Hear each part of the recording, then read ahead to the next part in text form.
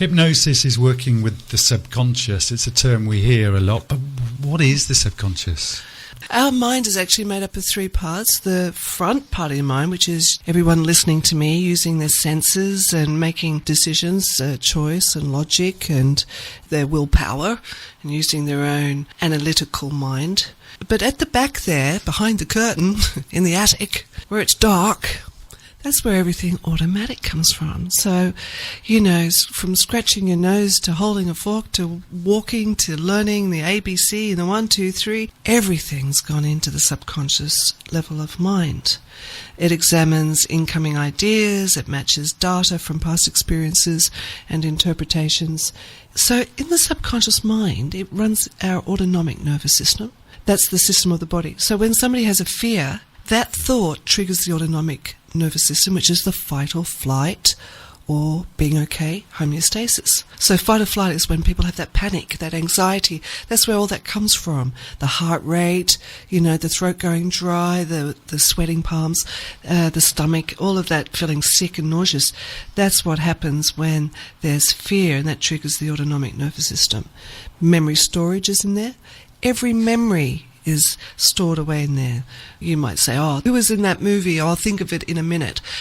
When you say that, you're sending an instruction from your conscious mind to your subconscious mind to download it, just like a computer. Our subconscious mind is like the part of the computer. Also, it's the seat of emotions. So that's where emotions come from. It's already been a thought before you feel it in your body, triggered, within the autonomic nervous system to actually feel the emotion. We often think the emotion comes first, then the thought. No, it's actually the other way around. It stores all the input from all the 6 senses. Sight, touch, smell, taste, and feeling. And then there's the extra sensory sense of like your intuition. Yes, that sort of, yes, yeah.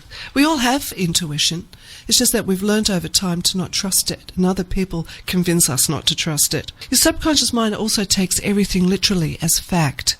It can't tell the difference between fact or fiction. So if somebody's watching something on TV and it's repetitiously going in, your mind will believe that. Is this where subliminal advertising comes into? Oh, yeah. Everybody's heavily hypnotized by their devices and TV. So I advise people, don't have TVs on in your bedroom, because when you go to sleep at night and you fall asleep to the TV on, there's all sorts. Your subconscious mind is wide open to suggestion. And people are suffering more anxiety, stress and panic disorder and so on than ever before. And it's quite often because of our devices and media and so on. Well, it's constant, isn't it? We're just bombarded with information. Well, it's a 24/7 recorder, Phil. And it's just always doing that.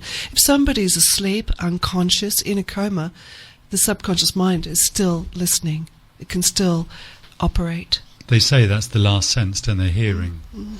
It stores in there also all the beliefs and scripts.